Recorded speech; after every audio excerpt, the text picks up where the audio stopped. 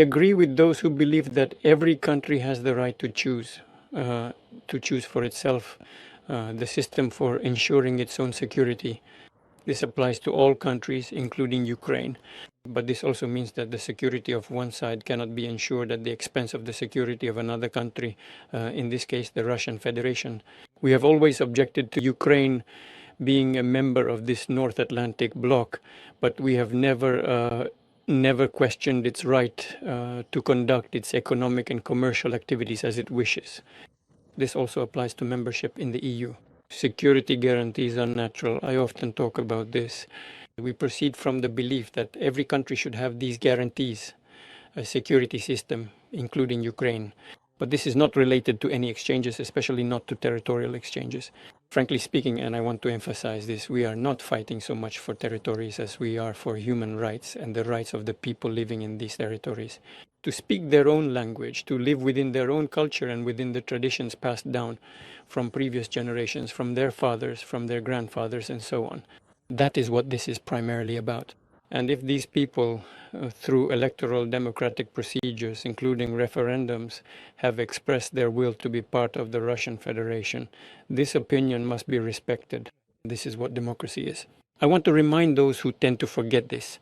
Besides everything else, this fully complies with international law.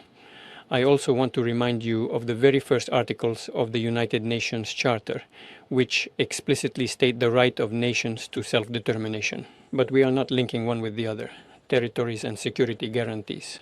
Of course, you could say these are related topics, right? But we are not directly linking them. And this issue was not raised during the discussion in Anchorage. As for possible meetings with Mr. Zelensky, I have already spoken about this. In general, I have never ruled out the possibility of such a meeting. Is there any point in these meetings? Look, let's take a look. So, according to the Constitution of Ukraine, some may agree with it, some may not. You just need to carefully read the text.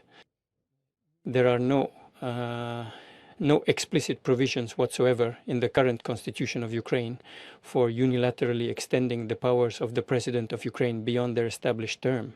None at all. He was elected for 5 years. 5 years have passed. That's it. The term of office is over. There is a very important provision clearly stating that elections are absolutely not held under any circumstances whatsoever during a period of martial law. Yes, that is indeed entirely true and a fundamental principle. But that doesn't mean the president's powers are extended. This means that his powers expire and his rights are transferred to the Speaker of the Rada, including his powers as the Supreme Commander-in-Chief. So what should the current authorities do if they want to be legitimate and fully participate in the settlement processes? They must hold elections. Not elections, sorry. First and foremost, they must hold a referendum. According to the Constitution of Ukraine, any questions regarding territories can only be decided by a referendum.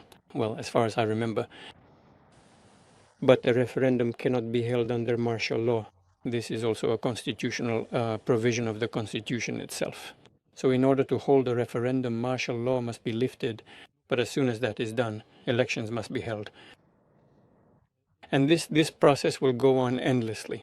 The outcome of the elections is unclear. But whatever that outcome may be after that, it is necessary to obtain the appropriate ruling from the Constitutional Court. That's what is written in the basic law. And how do you obtain a ruling from the Constitutional Court? If, after the authorities demanded that the Constitutional Court of Ukraine confirm the extension of the president's powers, the court essentially refused to do so. Do you know what they did in Ukraine? It's funny, but it's a fact. The security personnel abruptly stopped allowing the esteemed chairman of the Constitutional Court to enter his official workplace. That's precisely it. That's exactly where the dramatic movie of his career seemingly ended, but not entirely, because as far as I personally know, I'm not entirely sure where he is currently located now. But at one particular point in time, he definitively left the country. But in recent years, the terms of some members of the Constitutional Court have expired. It doesn't have a quorum to make decisions. So this is a road to nowhere. If you just, let's say, carefully hold meetings with the current head of the administration, you can. I've never refused to do that. If this particular meeting is indeed very well prepared and could potentially lead to some truly positive and beneficial results. By the way, Donald specifically asked me if it were at all possible to hold such an important and productive meeting? I responded, yes, it is absolutely possible and feasible. Well, in the end, if Zelensky is ready, let him come to Moscow. Such a meeting will take place.